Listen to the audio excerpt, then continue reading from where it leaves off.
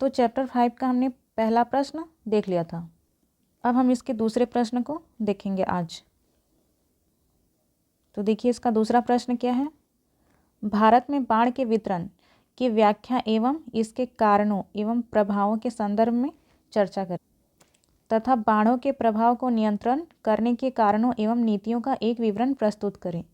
तो यहाँ पे प्रश्न है बाढ़ से रिलेटेड कि ये बाढ़ कैसे आता है, उसके कारण का तथा उसके प्रभाव, और फिर इससे होने वाले प्रभाव को कैसे नियंत्रित किया जा सकता है, इसके कारण और नीतियों का एक विवरण प्रस्तुत करना है। तो इसका उत्तर देखते हैं हम। बाढ़ एक सार्वभौमिक विभीषिका है जिसका सामान्य अर्थ है किसी विस्तृत भूभाग का जलमग्न होने से संबंधित। तो यहाँ पे है विभीषिका, इसका अर्थ होता है त्रास या फिर आपदा, ही एक प्रकार से आप समझ सकते हैं। तो एक ये सार्वभौमिक आपदा है अर्थात संपूर्ण रूप से फैला हुआ, और सामान्यतः इसका अर्थ है किसी विस्तृत भूभाग का जलमग्न होने से संबंधित है। तो कोई भी भूभाग अगर जलमग्न हो जाता है, वो भी एक व्यापक तरीके से, तो इसे हम बाढ़ कहेंगे। फिर आगे है सामान्यतः बाढ़ एक ऐसी प्राकृतिक आपदा है जो प्रकृति में अतिवृष्टि के कारण उत्पन्न होती है। तो ये एक प्राकृतिक आपदा है, ये मानव जनित नहीं है। तो ये प्राकृतिक आपदा है और किसके कारण होती है, तो अतिवृष्टि के कारण अर्थात अत्यधिक वर्षा के कारण। वृष्टि का अर्थ हो गया वर्षा, तो अतिवृष्टि के कारण ये उत्पन्न होती है, जिसे मानवीय कारणों से आपदा विभीषिका में बदल जाती है। वर्तमान समय में बदलते जलवायु परिवर्तन के आलोक में बाढ़ की निरंतरता में वृद्धि देखने को मिल रही है। तो अभी जैसा है जलवायु परिवर्तन हो रहा है, इसके कारण जहाँ बाढ़ नहीं भी आता है वहाँ भी आपको बाढ़ देखने को मिल रहा है, जैसे कि आप राजस्थान में देख सकते हैं।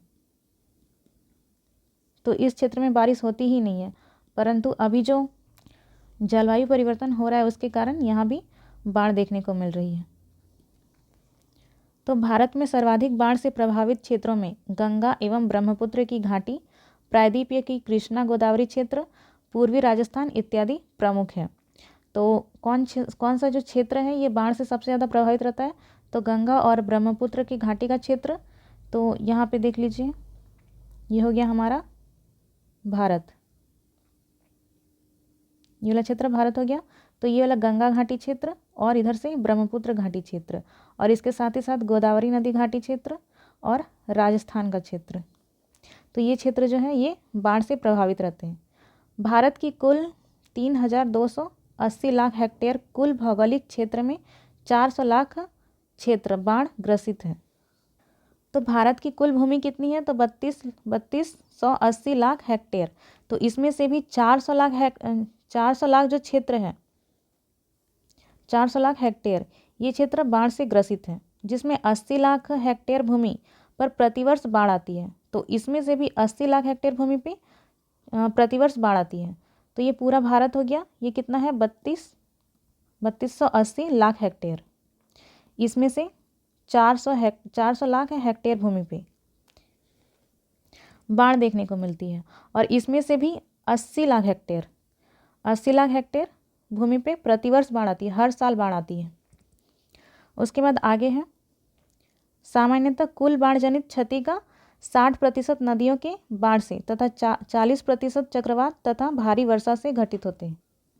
तो इस क्षेत्र में जितनी भी बाढ़ आती है, अर्थात ये पूरा का पूरा 100% हो गया अपने आप में 100%। तो इसमें से भी जो 60% बाढ़ आती है, 60%, ये पूरा इतना क्षेत्र, तो ये नदियों के कारण आती है। नदियों के कारण, नदियों में अत्यधिक जल का भराव हो जाता है अत्यधिक वर्षा के कारण। और बाकी जो 40% बचा, ये वाला क्षेत्र, इतना ये वाला क्षेत्र, ये इसका जो बाढ़ से ग्रसित होने का कारण है ये है चक्रवात और भारी वर्षा। उसके बाद आगे है बाढ़ के कारण। तो मुख्य रूप से बाढ़ भौतिक एवं वायुमंडलीय तत्वों के संयुक्त प्रतिकूल अभिक्रिया का प्रतिफल है। तो बाढ़ किसका फल है, तो ये जो भौतिक कारण है और वायुमंडलीय कारण, इसके कारण घटित होने वाली प्रक्रियाओं के कारण बाढ़ आता है। तो पहला है पॉइंट वायुमंडलीय परिस्थिति। तो काफ़ी देर तक भारी वर्षा होने से एक स्थान पर बहुत अधिक मात्रा में जल एकत्रित हो जाता है। तो मान लीजिए यहाँ पे बहुत ज़्यादा ही बारिश हो रही है और बहुत समय से हो रही है, तो यहाँ पे क्या होगा, जल ये भर जाएगा एवं पृष्ठ प्रवाह प्रभाव भी अधिक होता है और इसका जो प्रवाह होता है ये भी काफ़ी ज़्यादा होता है, बहुत ही ज़्यादा मात्रा में प्रवाह होता है। तो इसका भी प्रभाव होता है, फलतः जल की मात्रा नदियों के जल सतह को ऊंचा कर देती है। तो ये जो जल है ये जाके कहाँ पे मिलता है, नदी पे, और नदियों का जो जल स्तर है ये काफ़ी ज़्यादा ऊंचा हो जाता है और ऊंचा होगा तो क्या होगा, ये तो साइड साइड में बहेगा ही। तो वही लिखा है कि आसपास के क्षेत्र जलमग्न हो जाती है। तो जब जल की मात्रा नदियों के जल सतह को ऊंचा कर देती है और आसपास के क्षेत्र को जलमग्न कर देती है। चूँकि भारत विश्व की अधिकतम वर्षा प्राप्त करने वाले देशों में से है, जहाँ औसत वार्षिक वर्षा 115 सेंटीमीटर होती है तथा इसमें से भी 80% वर्षा वर्ष के कुछ निश्चित महीनों में ही प्राप्त होती है। तो भारत जो है ये उन देशों में शामिल है जहाँ पे वार्षिक वर्षा जो है ये अधिकतम होती है। तो सबसे ज़्यादा कितनी होती है, तो 115 सेंटीमीटर तक ये औसत होती है और जो 80% वर्षा है ये कुछ निश्चित महीनों में ही हो जाती है। और निश्चित महीनों में होने के कारण ही जो नदियाँ हैं ये बाकी महीनों में जल जो इसमें होता है ये कम होता है, ये सूखी रहती है।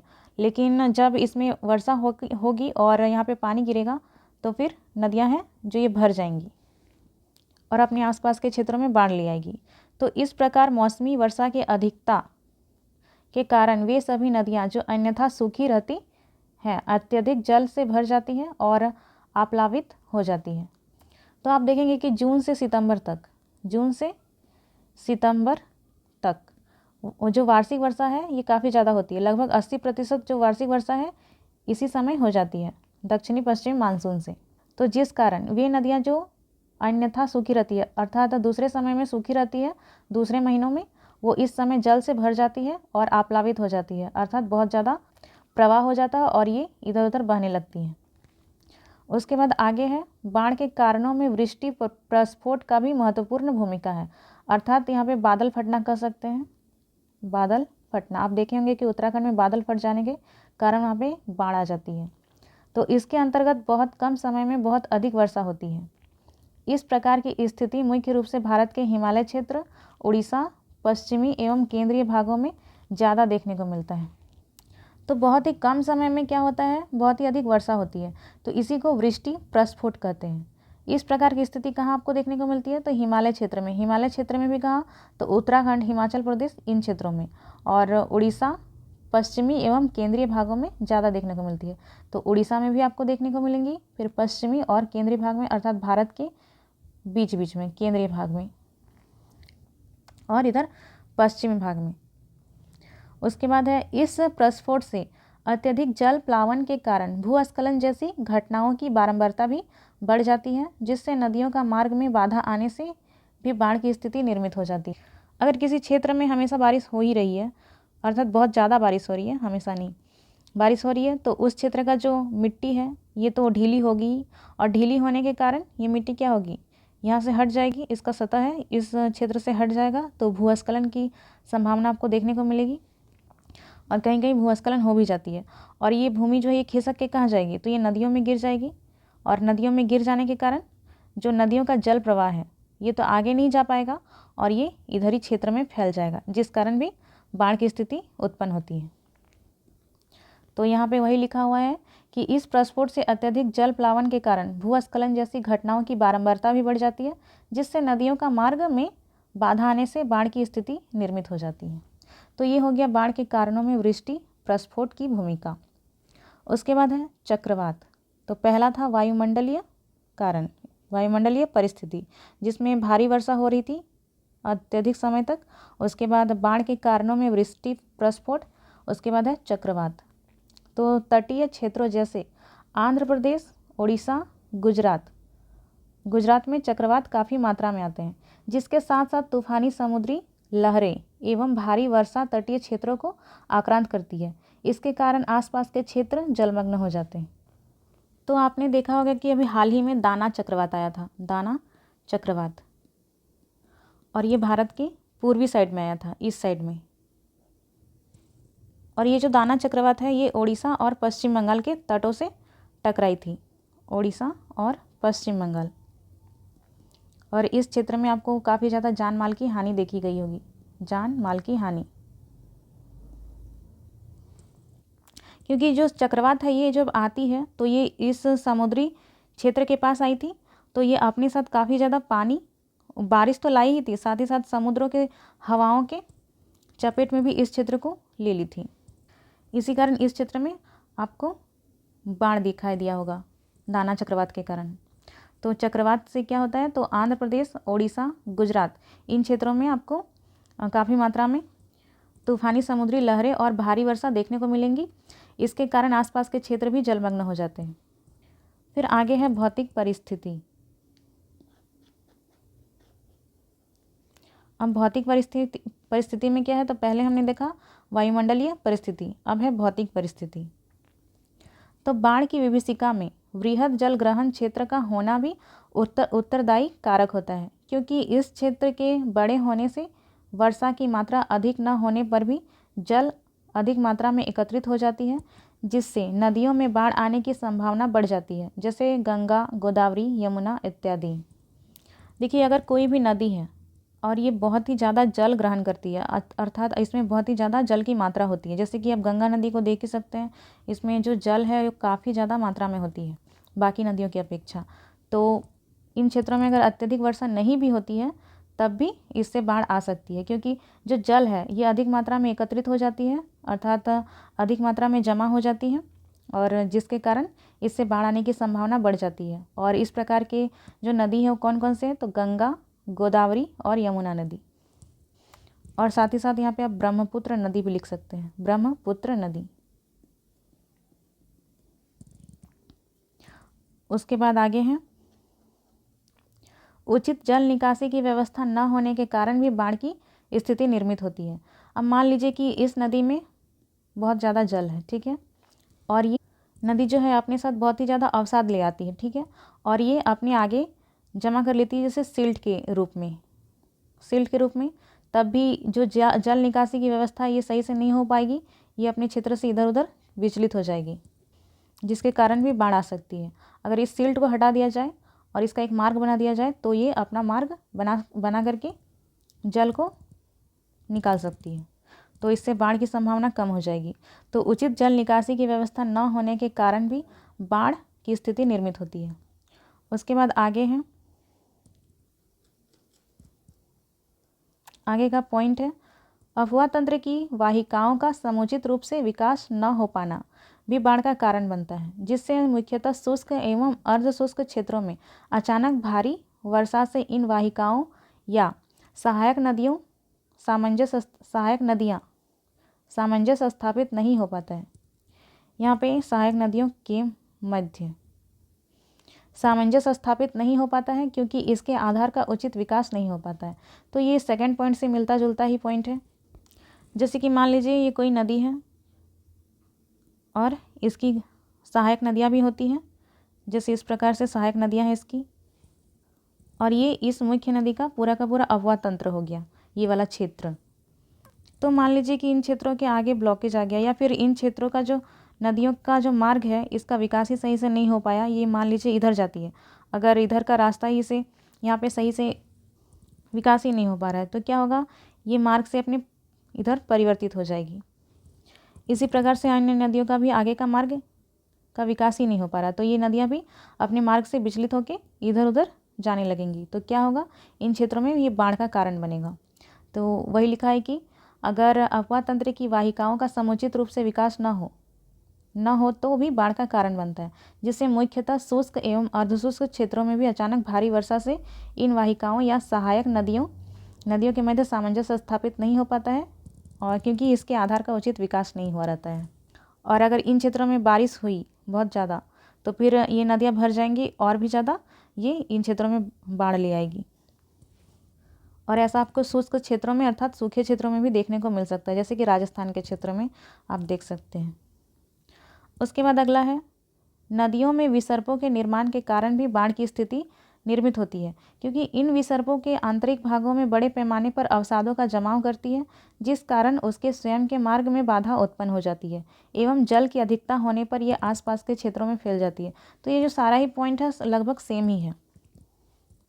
तो इस पॉइंट में क्या कहा गया है कि ये नदियाँ जो हैं ये अपने साथ काफ़ी ज़्यादा अवसाद लेकर आती है और ये अवसाद का जमाव जो है धीरे धीरे अपने आने वाले क्षेत्र में करती जाती है। तो जिसके कारण भी ये अपनी जो नदियाँ अपनी मुख्य मार्ग से परिवर्तित हो जाती हैं और ये दूसरे मार्ग में जाने लगती है, जिसके कारण ये इस क्षेत्र में बाढ़ का कारण बनती है, क्योंकि पहले से तो मार्ग इधर विकसित था नहीं।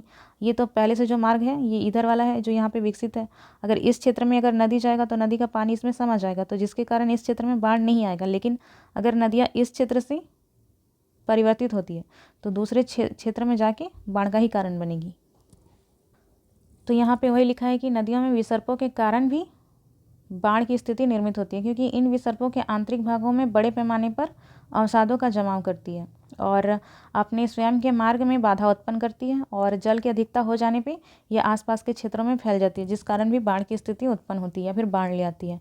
फिर अगला पॉइंट जो है ये 5वां पॉइंट है, किसी क्षेत्र विशेष में उच्च भौम जलस्तर का होना भी बाढ़ के कारणों में से एक है। अगर कोई क्षेत्र है वहाँ पे अत्यधिक जल का स्तर है, जल बहुत ही ज़्यादा मात्रा में है, तो उन क्षेत्रों का जल भी जो है ये आसपास के क्षेत्रों में फैलेगा और बाढ़ लाएगा।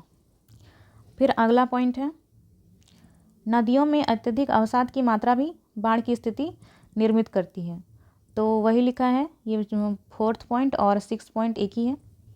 इसे आप छोड़ भी सकते हैं या फिर लिख भी सकते हैं कि नदियों में अत्यधिक अवसाद भी जमा हो जाती है, जिसके कारण भी बाढ़ की स्थिति उत्पन्न होती है। उसके बाद है मानवीय कारण। तो बाढ़ जो है ये प्राकृतिक आपदा है, लेकिन ये प्राकृतिक और मानवीय दोनों ही कारणों से आती है। प्राकृतिक कारण हमने देख लिया, अब है मानवीय कारण। मानवीय कारण में पहला कारण जो है, मानव द्वारा बड़े पैमाने पर अनियंत्रित रूप से वनों की कटाई करने से भूमि अनावृत हो जाती है। परिणामतः जल के प्रवाह के रोकने का एक प्रमुख माध्यम कम हो जाता है। तो जब वनों की कटाई कर ली जाती है तो जो पेड़ हैं वो उनके जड़ होते हैं और ये जड़ जो है मिट्टी को पकड़ के रखते हैं, और जब इन पेड़ों की कटाई कर दी जाती है तो ये जो क्षेत्र है ये बंजर नहीं होगा। ये जो क्षेत्र है यहाँ पे जब पेड़ पौधे रहेंगे ही नहीं तो ये वाला जो क्षेत्र है ये आवरण रहित हो जाएगा, अर्थात इसमें आवरण रहेगा ही नहीं, क्योंकि पेड़ एक आवरण का काम करते हैं। तो ये अनावृत हो जाएगी अर्थात आवरण रहित हो जाएगी। परिणामतः जल के प्रवाह के रोकने का एक प्रमुख माध्यम कम हो जाएगा। अगर ये जल का प्रवाह रोकता भी है, अगर कहीं बाढ़ आता है किसी क्षेत्र में तो वनस्पतियों के कारण ये कहीं हद तक रुक जाता है, लेकिन जब यहाँ पे पेड़ पौधे रहेंगे ही नहीं तो ये जो फैलाव है पानी का ये आगे के क्षेत्रों में चला जाएगा, जिसके कारण भी बाढ़ की संभावना देखने को मिलेगी। उसके बाद आगे है दूसरा पॉइंट, अनुचित कृषि पद्धति। अब कृषि पद्धति भी सही नहीं होने के कारण भी बाढ़ आती है। फिर अनुचित सिंचाई पद्धति, फिर सिंचाई पद्धति में भी दोष हो तो बाढ़ आएगी। फिर नगरीकरण की बढ़ती प्रवृत्ति। तो इनका ये जो कारण है ये सब है मानवीय कारण। मानवीय कारण। अब है बाढ़ का नियंत्रण व प्रबंधन। अब इसका नियंत्रण और प्रबंधन कैसे किया जाए। तो पहला जो कारण है यह है जल ग्रहण क्षेत्र में पृष्ठवाह के अंतस्यदन को बढ़ाकर अपर्दन को कम किया जा सकता है। तो जिन क्षेत्रों में भी जल ग्रहण क्षेत्र है, जो भी क्षेत्र है अर्थात जहाँ पे काफ़ी मात्रा में नदी है, झील है, तालाब है, अगर इन क्षेत्रों में अंतस्यदन की दर को बढ़ा दिया जाए अर्थात जल जो है वो भूमि के अंदर रिसने की दर को बढ़ा दिया जाए तो यहाँ पे बाढ़ का प्रभाव जो है इसे कम किया जा सकता है। उसके बाद है मैदानी क्षेत्रों में अल्पकालिक व सहायक नदियों के साथ साथ डगवेल का निर्माण कर बाढ़ की विभीषिका को रोका जा सकता है। तो मैदानी क्षेत्रों में अल्पकालिक अर्थात कुछ ही समय के लिए जब बाढ़ की स्थिति निर्मित होती है तो उस समय, और सहायक नदियों के साथ साथ डगवेल का निर्माण अर्थात छोटे छोटे कुएं का निर्माण करना चाहिए, जिससे बाढ़ की विभीषिका कम हो सकती है। तो ये डगवेल का अर्थात हो गया छोटा छोटा कुआं। फिर है संग्रह बांध एवं संचयन बेसिन के निर्माण से जल को क्रमिक रूप से रोक कर बाढ़ से बचा जा सकता है। तो बांध बनाकर या फिर बेसिन का निर्माण करके, संचयन बेसिन का निर्माण करके भी बाढ़ से बचा जा सकता है। फिर नदियों के प्रणालीकरण कर बाढ़ की स्थिति से निपटा जा सकता है। अब नदियों का भी प्रणालीकरण कर देना है। तो नदियों में आपने देखा होगा कि बांध बनाया जाता है और उससे भी बाढ़ को रोका जाता है। फिर है नदियों में आने वाले बाढ़ को रोकने के लिए नदी जोड़ो योजना भी एक महत्वपूर्ण कदम साबित हो सकती है। तो मैंने पिछले प्रश्न में भी बताया था कि नदी जोड़ो परियोजना भी अभी चलाई जा रही है, जैसे कि केन बेतवा लिंक परियोजना, केन बेतवा लिंक परियोजना, ये मध्य प्रदेश में हो रहा है। तो इसमें जो केन है और बेतवा नदी, इन दोनों को जोड़ने की योजना चलाई जा रही है। योजना नहीं, इसे परियोजना कहा जाएगा, परियोजना। तो इससे भी बाढ़ आने की संभावना को कई हद तक कम किया जा सकता है। हालांकि कई पर्यावरणविद इस प्रकार की योजना को प्रकृति में हस्तक्षेप मानते हैं। तो बहुत सारे पर्यावरणविद होते हैं जो इस प्रकार की योजना को सही नहीं मानते हैं, क्योंकि जो प्राकृतिक रूप से नदी बहती है, अगर उसमें थोड़ा सा भी छेड़छाड़ किया जाए तो ये भी प्रकृति के विरुद्ध होगा। तो इसी कारण पर्यावरणविद जो होते हैं इस प्रकार के योजना को प्रकृति में हस्तक्षेप मानते हैं, गलत मानते हैं। नियोजित नगरीकरण कर नगरों में आने वाले बाढ़ से बचा जा सकता है। और नगरों में आपने देखा होगा कि नगरीकरण सही प्रकार से नहीं होता है, जिस कारण से भी जो नदियां हैं नगरों में वो बाढ़ का कारण बनती है। अगर सही प्रकार से नियोजित ढंग से नगर को बनाया जाए तो फिर बाढ़ से बचा जा सकता है। फिर तटबंधों का निर्माण इत्यादि, और तटबंधों का भी निर्माण किया जाना चाहिए। तो हम क्या क्या उपाय कर सकते हैं पहला बाढ़ को नियंत्रण करने में?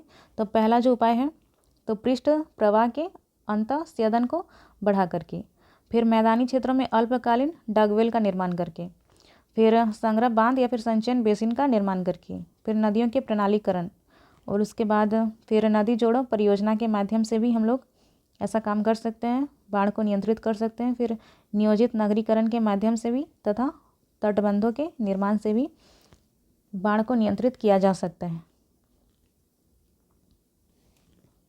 अब हम देखते हैं भारत सरकार के द्वारा क्या क्या प्रयास किए गए थे।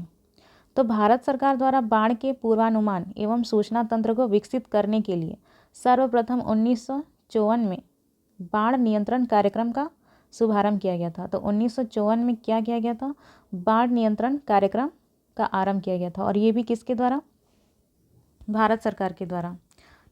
किस कारण से? तो पूर्वानुमान एवं सूचना तंत्र को विकसित करने के लिए, बाढ़ के पूर्वानुमान और सूचना तंत्र को विकसित करने के लिए, जिसके अंतर्गत तटबंधों के निर्माण पर जल संभरणों का निर्माण, विस्तृत नहर का निर्माण, वृक्षावरण इत्यादि जैसे महत्वपूर्ण पहल किए गए, तथा इसके साथ साथ लोगों को बाढ़ आने से पूर्व इसकी सूचना देने एवं बाढ़ से बचने के विभिन्न उपाय के प्रति जागरूक किया गया। जैसे कि आप देखते होंगे कि चक्रवात, जो अभी भारत के पश्चिमी और पूर्वी तट में जो चक्रवात आते हैं, तो पहले ही हमें पता चल जाता है कि चक्रवात आने वाला है और किन क्षेत्रों को हानि होगी, तो उसके मुताबिक उस क्षेत्रों से लोगों को निकाला जाता है, उन क्षेत्रों से, और कितनी हानि होने की संभावना है ये भी जताई जाती है। फिर आगे है बाढ़ से होने वाली हानि को देखते हुए 1976 में तत्कालीन कृषि एवं सिंचाई मंत्रालय द्वारा राष्ट्रीय बाढ़ आयोग की स्थापना की गई। तो ये एक फैक्चुअल क्वेश्चन है, ये अगर प्री में हो सकता है तो पूछ लिया जा सकता है। तो राष्ट्रीय बाढ़ आयोग की स्थापना कब हुई थी? तो 1976 में। और किसके द्वारा? कौन सा मंत्रालय? तो कृषि एवं सिंचाई मंत्रालय के द्वारा। वर्तमान में बाढ़ग्रस्त क्षेत्रों में चेक डैम, नदी जोड़ो अभियान, तटबंधों की स्थापना, अंतर्राष्ट्रीय नदियों के संदर्भ में सहयोगात्मक समझौता कर इत्यादि के माध्यम से प्रयास किए जा रहे हैं। तो अभी बाढ़ से सुरक्षा पाने के लिए क्या क्या कार्यक्रम किए जा रहे हैं? तो बाढ़ग्रस्त क्षेत्रों में चेक डैम बनाए जा रहे हैं, फिर नदी जोड़ो अभियान भी चलाया जा रहा है, तटबंधों की स्थापना की जा रही है, और विभिन्न प्रकार के सहयोगात्मक समझौते, अंतर्राष्ट्रीय नदियों के संदर्भ में सहयोगात्मक समझौते कर इत्यादि के माध्यम से प्रयास किए जा रहे हैं।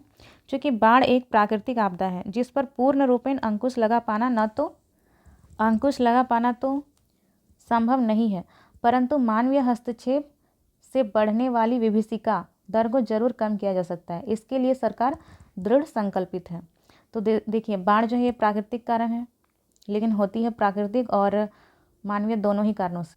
बाढ़ को यहाँ पे प्राकृतिक कारण नहीं बल्कि प्राकृतिक आपदा कहते हैं। तो प्राकृतिक आपदा है ये, तो इसे तो पूर्ण रूप से समाप्त नहीं किया जा सकता है पूरी तरीके से, लेकिन मानवीय हस्तक्षेप से जो इसकी विभीषिका है ये बढ़ती है, विभीषिका अर्थात त्रास, तो ये अगर बढ़ता है तो इसे ज़रूर कम किया जा सकता है और इसके लिए सरकार भी दृढ़ संकल्पित है। तो हमने क्या क्या देखा और प्रश्न में क्या पूछा गया था? तो प्रश्न में बाढ़ के वितरण की व्याख्या और इसके कारण, प्रभाव और प्रभाव को नियंत्रण करने के कारण और नीतियों का विवरण प्रस्तुत करने को कहा गया था। तो हमने पहले बताया कि बाढ़ क्या है और उसके बाद कितने क्षेत्र में भारत के ये बाढ़ प्रतिवर्ष या फिर कभी ना कभी आते रहता है। उसके बाद बाढ़ के कारण, जिसमें 2 कारण, पहला तो भौतिक और दूसरा वायुमंडलीय कारण।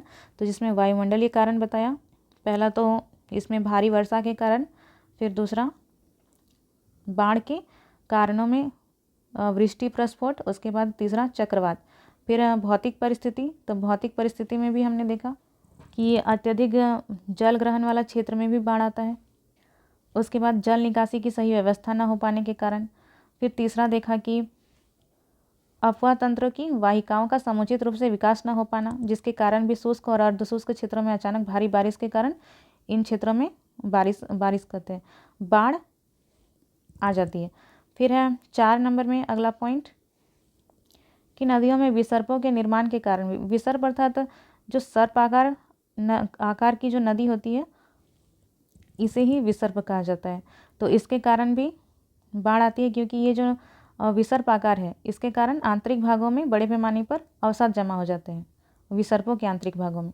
उसके बाद 5वां पॉइंट जो है ये उच्च भौम जल स्तर का भी होना बाढ़ के कारणों में से एक है। उसके बाद अगला है अत्यधिक अवसाद की मात्रा में जमाव के कारण भी बाढ़ की स्थिति निर्मित होती है।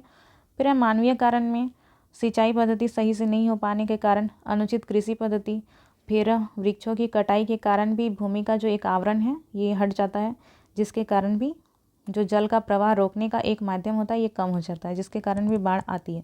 फिर बाढ़ का नियंत्रण और प्रबंधन कैसे किया जा सकता है? तो अंतःस्यदन की दर को बढ़ा करके, फिर अल्पकालिक डगवेल का निर्माण करके, अर्थात छोटे छोटे कुएँ का निर्माण करके जो कि बेलनाकार आकार का होता है, फिर बांध का निर्माण करके, नदियों के प्रणालीकरण करके, उसके बाद नदी जोड़ परियोजना के माध्यम से, फिर नगरीकरण को सुनियोजित करके, उसके बाद तटबंधों के निर्माण से। और भारत सरकार के द्वारा भी कई प्रयास किए गए हैं, जैसे कि 1954 में बाढ़ नियंत्रण कार्यक्रम का शुभारंभ किया गया। उसके बाद 1976 में कृषि एवं सिंचाई मंत्रालय के द्वारा राष्ट्रीय बाढ़ आयोग की स्थापना की गई और कई सारे समझौते भी किए गए हैं अंतर्राष्ट्रीय नदियों के संदर्भ में।